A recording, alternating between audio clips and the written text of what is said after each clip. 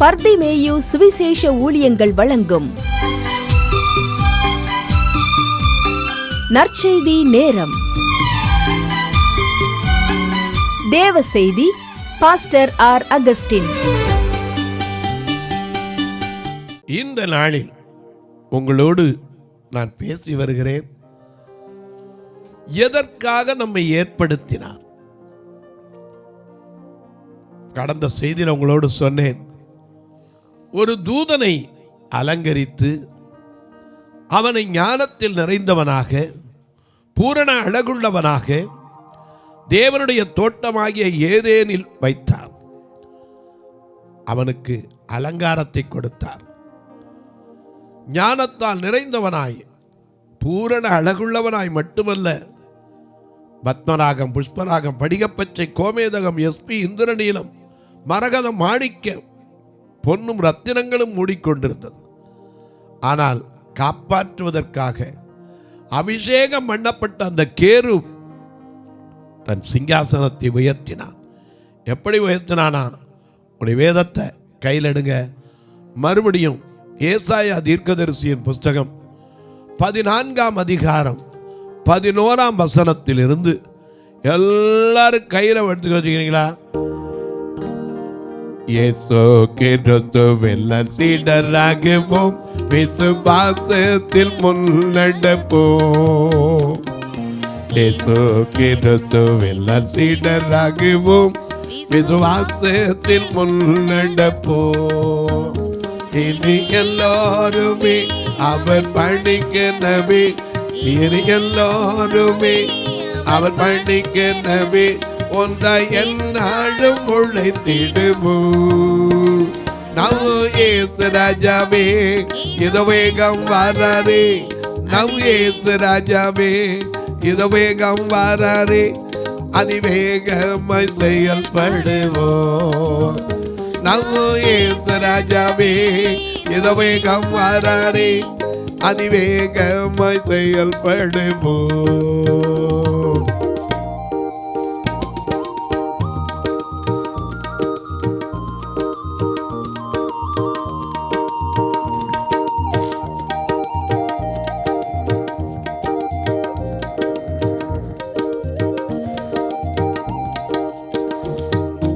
அநேதர் யாரிடம் பாசங்காட்டுவோம், இயேசு மந்தைக்குள் அழைத்திடுவோம்.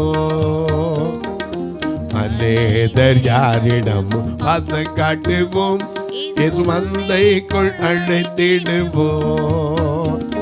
அதிவுற்சாகமாய், அதிசீக்கிரமாய், அதிவுற்சாகமாய், அதிசீக்கிரமாய் ராஜபாதையை செம்மையாக்குவோம். நம் இயேசு ராஜாவே இது வேகம் வராரே, அதிவேகமாய் செயல்படுவோம். நம் இயேசு ராஜாவே இது வேகம் வராரே, அதிவேகமாய் செயல்படுவோம்.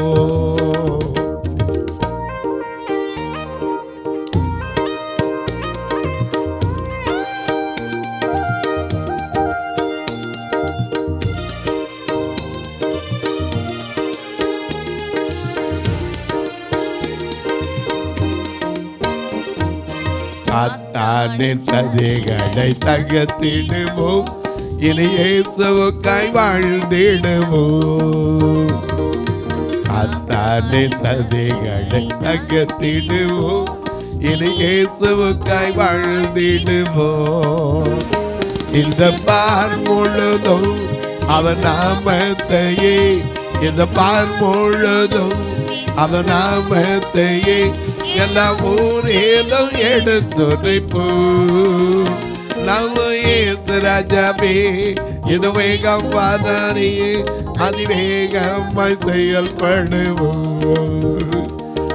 இயேசு ராஜாவே இது வேகம் வராரே, அதிவேகமாய் செயல்படுவோம்.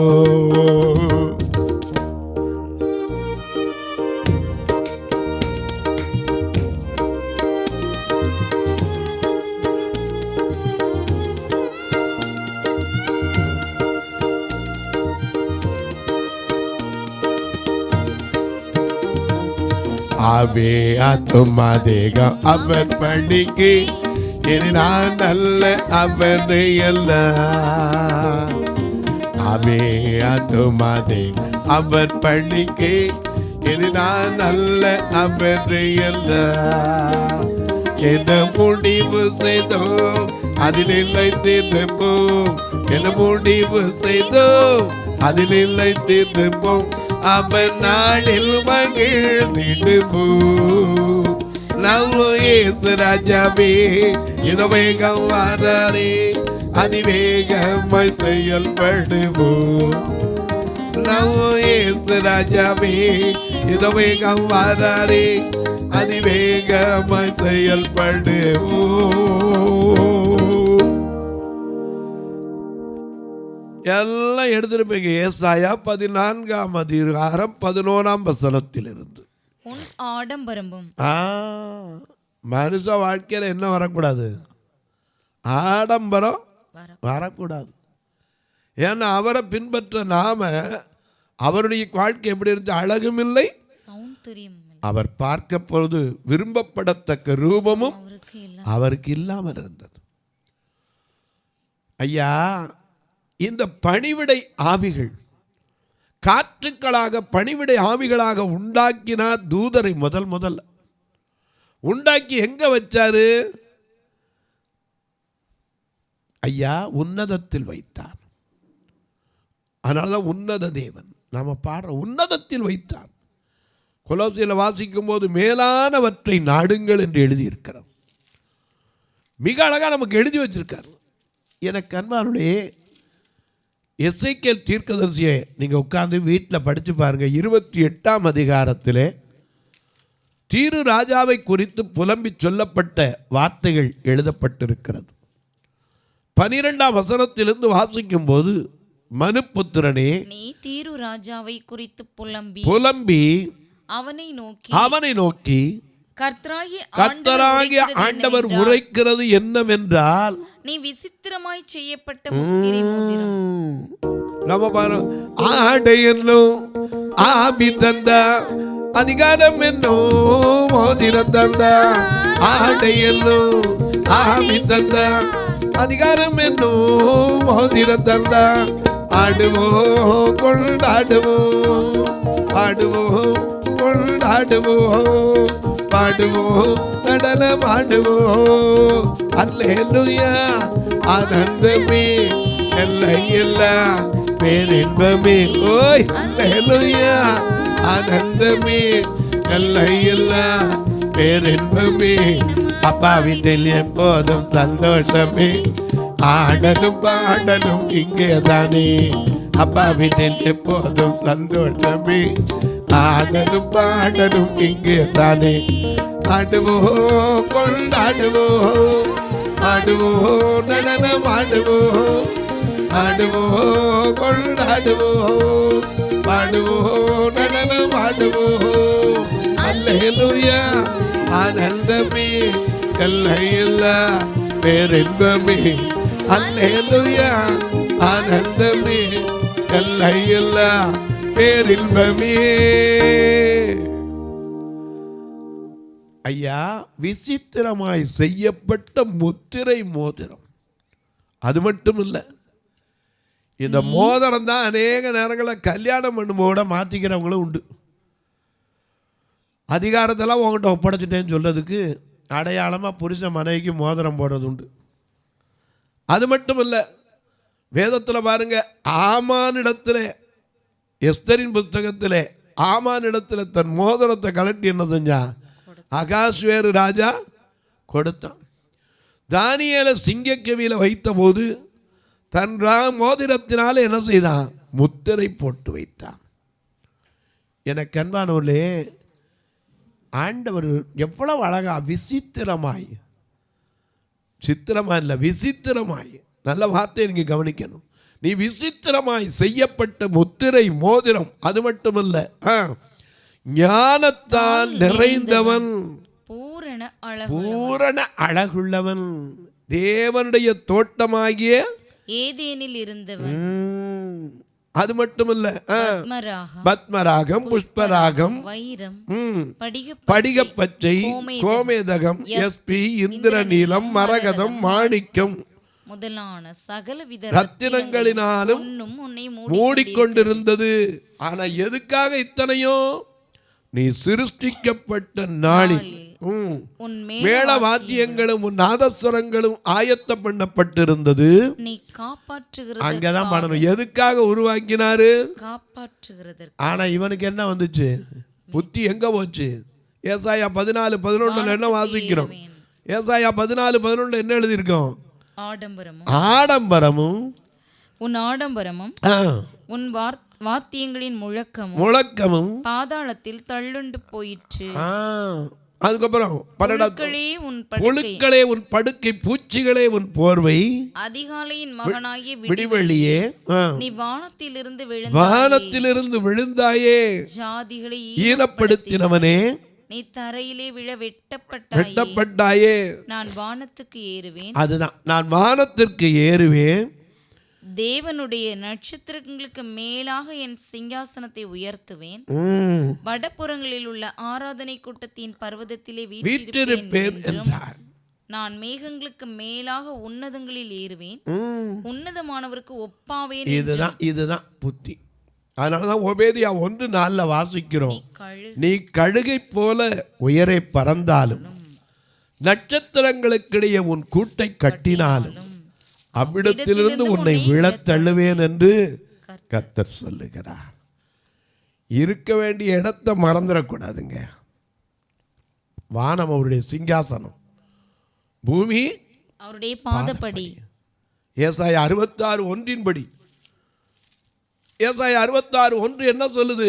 வானம் எனது சிங்காசனம் சொல்லுகிறது என்னவென்றால், வானம் எனக்கு சிங்காசனம், வானம் எனது சிங்காசனம், பூமி எனக்கு பாதபடி. அந்த வானாதி வானங்களிலே வெள்ளை சிம்மாசனத்திலே அந்த வானாதி வானங்களிலே வெள்ளை சிம்மாசனத்திலே நியாயாதிபதியாய் ராஜாதி ராஜன் எல்லேசர் வரப்போகிறார். நியாயாதிபதியாய் ராஜாதி ராஜன் எல்லேசர் வரப்போகிறார். அல்லேலூயா, அல்லேலூயா, அல்லேலூயா, அல்லேலூயா, அல்லேலூயா, அல்லேலூயா, அல்லேலூயா, அல்லேலூயா. அந்த வானாதி வானங்களிலே வெள்ளை சிம்மாசனத்திலே நியாயாதிபதியாய் ராஜாதி ராஜன் எல்லேசர் வரப்போகிறார். நியாயாதிபதியாய் ராஜாதி ராஜன் எல்லேசர் வரப்போகிறார்.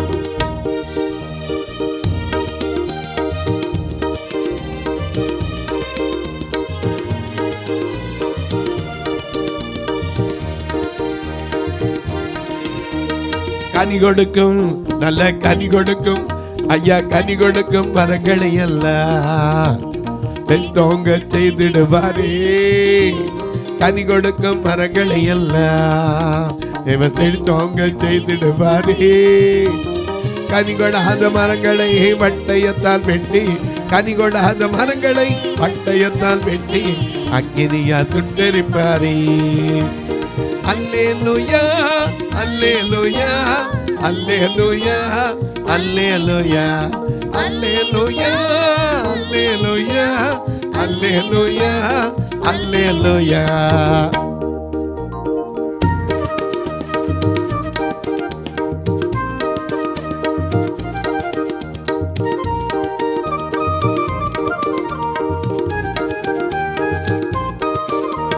பரலோக, அந்த பரலோக புஸ்தகத்திலே என் பேரை எழுதி வைத்தாரே. பரலோக புஸ்தகத்திலே என் பேரை எழுதி வைத்தாரே. நானும் என் வீட்டாரும் தேவாதி தேவனை எப்போதும் சோத்தரிப்போமே. நானும் என் வீட்டாரும் தேவாதி தேவனை எப்போதும் சோத்தரிப்போமே. அல்லேலூயா அல்லேலூயா அல்லேலூயா அல்லேலூயா அல்லேலூயா அல்லேலூயா அல்லேலூயா அல்லேலூயா. ஐயா, இருக்க வேண்டிய இடத்த மறந்துட்டு நாம் போய் புலம்பலாமா? ஒரு மருத்துவத்தை சொன்னான் பாருங்க, லூக்கா 15:16. அவர் எவ்வளோ அழகாக ஒரு தகப்பனுக்கு மகனாக கொடுத்துருந்தாரு. எல்லா ஆஸ்தியையும் இழந்து தகப்பன் சொன்னதையும் கேட்காம இப்ப போயிட்டு அங்க என்ன சொல்றாரு? அப்பொழுது பன்றிகள் தின்கிற தவிட்டினாலே, எதனால? பன்றிகள் தின்கிற தவிட்டினாலே தன் வயிற்றை நிரப்ப ஆசையாய் இருந்தான், ஒருவனும் அதை அவனுக்கு கொடுக்கவில்லை. எதுக்கு இந்த நிலைமை? இருக்க வேண்டிய இடத்துல இருந்திருந்தா அப்புறம் போய் என்ன ஏன் படைச்சேன்னா என்ன அர்த்தங்க? இந்த தூதனும் அவனை எவ்வளவு நேர்த்தியாய் படைத்தான். காற்றுக்களாக, பணிவிடை ஆவிகளாக, பூரண அழகுள்ளவனாக தேவனுடைய தோட்டத்தில் வைத்தார்.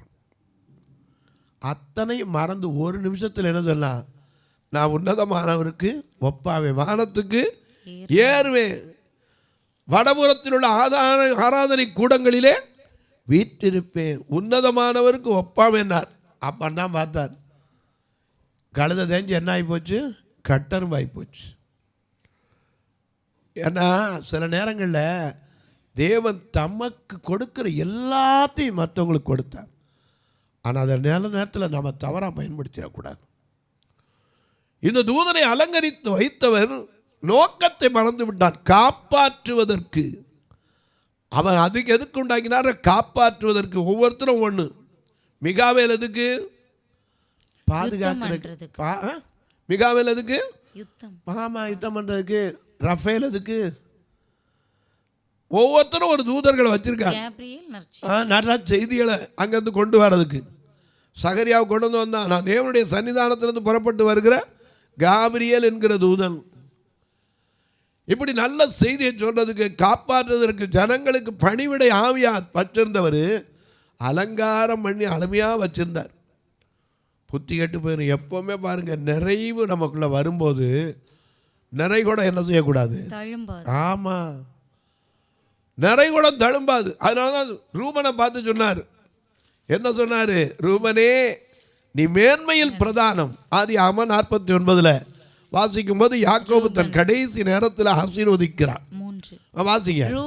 ரூபனே, நீ என் சேஷ்ட புத்திரன், நீ என் சத்துவமும் என் முதற்பலனுமானவன், நீ மேன்மையில் பிரதானமும் வல்லமையில் விசேஷமும் ஆனவன், தண்ணீரை போல தளம்பினவனே, நீ மேன்மை அடைய மாட்டாய், உன் தகப்பனுடைய மஞ்சத்தின் மேல் ஏறினாய்.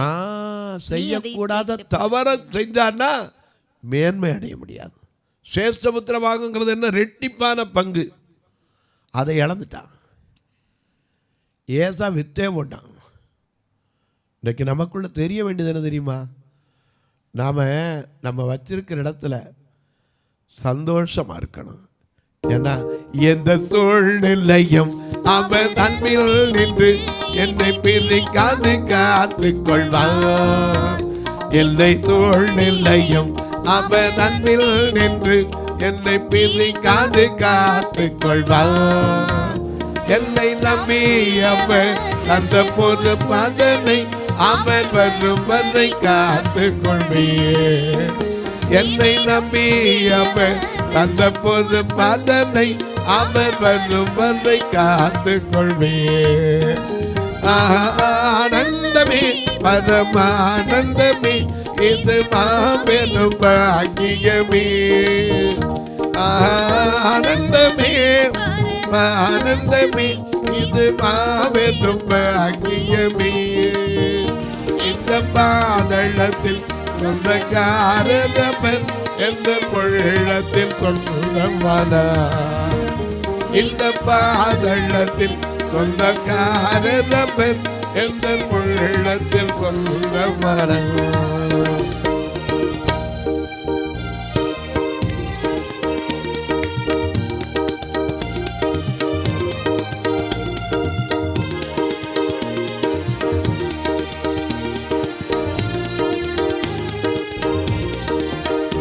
அவர் வரும் நாளிலே என்னை கரமசைத்து அன்பாய் கூப்பிட்டு சேர்த்து கொள்வார். அவர் வரும் நாளிலே என்னை கரமசைத்து அன்பாய் கூப்பிட்டு சேர்த்து கொள்வார். அவர் சமூகம் அதில் அங்கே அவருடனே ஆடி பாடியே மகிழ்ந்திருப்பேன். அவர் சமூகம் அதில் அங்கே அவருடனே ஆடி பாடியே மகிழ்ந்திருப்பேன். ஆனந்தமே பரமானந்தமே இது மாபெரும் பாக்கியமே. ஆனந்தமே பரமானந்தமே இது மாபெரும் பாக்கியமே. இந்த பாதளத்தில் சொந்தக்காரர் எந்த உள்ளத்தில் சொந்தமனா. இந்த பாதளத்தில் சொந்தக்காரர் எந்த உள்ளத்தில் சொந்தமான. எந்த சூழ்நிலையும் அவர் நம்ம கைவிடணும். நம்ம இருக்க வேண்டிய இடத்துல இருக்கணும்ல. தவறி போயிட்டு அவர் அங்கேருந்து கீழே வந்து விழுந்தார். காப்பாற்றுவதற்கு அபிஷேகம் பண்ணப்பட்ட கேருபாய் இருந்த உன்னை எசேக்கியேலில் வாசிக்கிறோம். காப்பாற்றுவதற்கு அபிஷேகம் பண்ண கேருபாய் இருந்த உன்னை ஆகாதவன் என்று தள்ளி.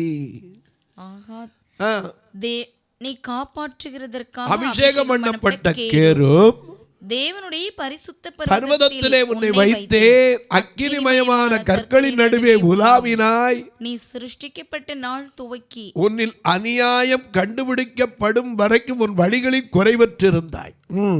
உன் வியாபாரத்தின் மிகுதியினால் உன் கொடுமையை அதிகரித்து பாவம் செய்தாய். ஆகையால் நான் உன்னை தேவனுடைய பர்வதத்தில் இருந்து ஆகாதவன் என்று தள்ளி காப்பாற்றுகிற கேருபாய் இருந்த உன்னை அக்கினிமயமான கற்களின் நடுவே இராதபடிக்கு அழித்து போட. எதுக்கு ஆண்டவர் விடுறாரு, கைவிடுறாரு? நாம இருக்கிற சூழ்நிலையை மறந்துட்டோம். எதுக்கு ஏற்படுத்தினாருங்கிறது தெரியல. தொலைக்காட்சியில் பார்க்கிற என் அன்பு மக்களே, இந்த நிகழ்ச்சியை நாள்தோறும் பார்க்குறீங்க, கேட்குறீங்க, பரவசம் அடைகிறீங்க. ஒன்றை தெரிஞ்சுக்கங்க, சில சின்ன பிரச்சனை வந்தவுடனே ஆண்டவரை குற்றம் சொல்லாதீங்க. ஏன்னா அவர் ஒருபோதும் நம்மளை கைவிடுறதில்லை, ஒருபோதும் நம்மளை மறக்கிறதும் கிடையாது. உன்னை என்னை உள்ளங்கையில் வரைந்திருக்கிறேன்னார். ஆனால் நாம் சில நேரங்களில் நம்ம உண்டாக்கப்பட்ட நோக்கத்தை மறந்து நம்ம வைத்த இடத்தை விட்டு புத்தி கெட்டு போய் நாம் இருக்க வேண்டிய இடத்த மறந்துட்டு தேவையில்லாத இடத்துல போயிட்டு அப்புறம் புலம்புற என்ன இருக்குது? இன்னைக்கு பாருங்கள், எல்லாருக்கும் தெரியும் குடிப்பழக்கம் தப்புன்னு. ஆனால் குடிச்சிட்டு எத்தனை பேர் புலம்புறான், ஐயோ எனக்கு உடம்பு அப்படி இருக்குது இப்படி இருக்குது. ஏன் போகிற? செய்ய வேண்டிய காரியத்தை செய்யணும், செய்யக்கூடாத செய்யக்கூடாது. அநேக நேரம் இதை நம்ம தெரியாமல் இருந்துட்டு ஆண்டவரை குற்றம் சொன்ன என்ன நியாயம்? தொலைக்காட்சியில் பார்க்கிற நீங்களும் ஒரு வார்த்தை இதுக்காக ஜெபம் பண்ணுங்க. இந்த நிகழ்ச்சி தொடர்ந்து வர வேண்டும். இதற்கான தேவைகள் சந்திக்கப்பட வேண்டும். ஒவ்வொரு நாளும் தொலைக்காட்சி நிகழ்ச்சி 5000 ரூபா கண்டிப்பாக செலவழிச்சாங்க. இதோடல்ல, எங்கள் சபையில் பார்த்தீங்கன்னா 2 கண்ணும் தெரியாத மக்கள், ஒரு ஆலயம் இல்லை 2 ஆலயம், மதுரையில் இருக்குது, திருநெல்வேலி இருக்குது. நீங்கள் வந்து பாருங்கள். அநேக நேரம் ஆராதனை கூட கரண்ட் அந்த ஏரியாவில் கிராமம் சரியாக வராது. ஜெனரேட்டர் ஆன் பண்ணுறதுக்கு 1000 ரூபாய்க்கு செலவழிச்சிக்கிட்டு இருக்கோம். வாரம் கூட்டிகிட்டு வர்றதுக்கே 4000 வேலைக்கு செலவழிச்சிக்கிட்டு இருப்போம். வர்ற ஒருத்தரையும் சாப்பிடாமல் அனுப்புறதில்லை. உங்கள் பிறந்த நாள், திருமண நாள் போன்ற நல்ல நாட்களிலே இந்த ஊழியத்தை தாங்க கர்த்தர் ஏவினார். தாராளமாக நாங்களே வந்து பார்க்கணியா வாங்க, ஒன்றும் தப்பு கிடையாது. அது மட்டும் இல்லை, நாங்கள் எப்படி உதவி பண்ண, இதில் 2 நம்பர் வந்துக்கிட்டே இருக்கும், ஜிபே, ஃபோன்பே. ஒருவேளை ஐயா நாங்கள் வயதானவங்க எங்களுக்கு தெரியாது அப்படிங்க, உங்கள் பிள்ளைகிட்ட கேளுங்க. ஃபோன் தெரியாதுன்னு சொல்ல பிள்ளைகளை பார்க்க முடியாது. இங்கிலீஷ் தெரியாதுன்னு சொல்லும், கணக்கு தெரியாதுன்னு சொல்லும், சயின்ஸ் எனக்கு வராதுங்க, ஆனால் ஃபோன் வராதுன்னு எந்த பிள்ளையும் சொன்னதில்லை. அதை கேளுங்க, எல்லாம் பண்ணி கொடுப்பாங்க. அது மட்டும் இல்லை, கணக்கு வைக்கிறவங்க சிலர் இருப்பீங்க, ஐயா எங்களுக்கு கணக்கு வைக்க முடியுமா என்ற கேளுங்க, அதுக்கான வழியும் சொல்கிறேன். தபால் மூலம் அனுப்புகிறவங்களுக்கு போஸ்டல் பேங்க் நம்பர் சொல்கிறேன், 36, 35, 38, 89, 63 இது வழியாக நீங்கள் தொடர்பு கொள்ளலாம். உங்கள் ஜெபக்காரி எது இருந்தாலும் சரி, காலை 10 மணிலேருந்து 10 AM to 5 PM தாராளமாக நீங்கள் சொல்லலாம். இப்போ உங்களுக்காக ஜெபிக்கட்டுமா? நல்ல பிதாவே, நன்றியோடு துதிக்கிறோம் சுவாமி. நாங்கள் இருக்க வேண்டிய இடத்துல மறக்கக்கூடாது. நீர் எங்களை எங்கே வைத்தாலும் அதை நாங்கள் ஏற்றுக்கொண்டு அந்த இடத்துல இருக்கவும். ஐயா, நீர் ஒவ்வொருவரையும் ஏற்ற காலத்தில் உயர்த்துகிற தேவன், ஒவ்வொருவருடைய கண்ணீரை துடைக்கிற தேவன், கவலைகளை மாற்றுகிற தேவன், இவைகளெல்லாம் தேவை என்று அறிந்த பரமபிதா ஒவ்வொருவருடைய கண்ணீரை மாற்றும். பிறந்த நாள், திருமண நாளை நினைவு கூறுகிற மக்களுக்காய் ஜெபிக்கிறேன். தங்களுக்கு அன்பான இழந்து தவிக்கிற ஆறுதலற்ற மக்களுக்காய் ஜெபிக்கிறேன். மருத்துவமனையிலிருந்து இன்னைக்கு தான் பிள்ளையை தூக்கிட்டு வந்தேன், ஐயோ நல்ல சுகமடையணுமேன்னு மனவேதனையோடு இந்த தொலைக்காட்சியை பார்க்கிறவர்களுக்காக ஜெபிக்கிறேன். என் பிள்ளைக்கு வயசு போயிட்டே இருக்கேன், ஒரு நல்ல குடும்ப வாழ்க்கை அமையலையேன்னு சொல்லி கண்ணீர் வடிக்கிற தாய்மார்களுக்காக ஜெபிக்கிறேன். எனக்கு இருக்கிற வியாதிக்கு ஐயோ நான் எத்தனை நாள் இருப்பேன் தெரியல, அதுக்குள்ளே என் பிள்ளைய ஒரு நல்ல திருமண கோலத்தில் என் மகளை பிடிச்சு கொடுக்கணும் கண்ணீர் வடிக்கிற தாய்களுக்காக ஜெபிக்கிறேன்.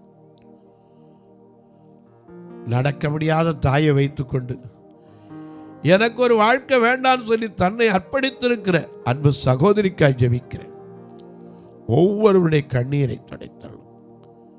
வானத்திற்கும் பூமிக்கும் சகல அதிகாரம் உண்டு இயேசு கிறிஸ்துவின் ஈடு இணையற்ற வல்லமையுள்ள நாமத்தில் ஜெபிக்கிறேன் நல்ல பிதாவே, ஆமென், ஆமென்.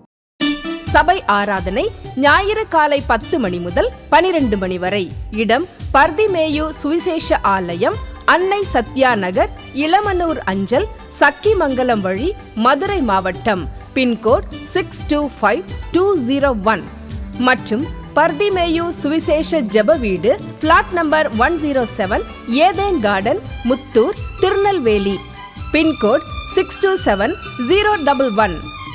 சிறப்பு உபவாச கூட்டம் ஒவ்வொரு மாதமும் 2வது சனிக்கிழமை காலை 10 மணி முதல் 1 மணி வரை நாகர்கோவில் YMCA ஹாலில் வைத்து நடைபெறுகிறது. மற்றும் ஒவ்வொரு மாதமும் 4வது சனிக்கிழமை காலை 10 மணி முதல் 1 மணி வரை திருநெல்வேலி புதிய பேருந்து நிலையம் அருகில் உள்ள கிரேஸ் ஹாலில் வைத்து நடைபெறுகிறது. எங்கள் எல்லா ஆராதனைகளிலும் கலந்து கொண்டு தேவனை மகிமைப்படுத்த அன்பாய் அழைக்கிறோம். உங்கள் உதாரத்துவமான காணிக்கைகளினால் இவ்வூழியத்தை தாங்க விரும்பினால் R. Augustine, account number 5021364331, IFSC code IDIB 000B066, Indian bank, BP Kulam, Madurai.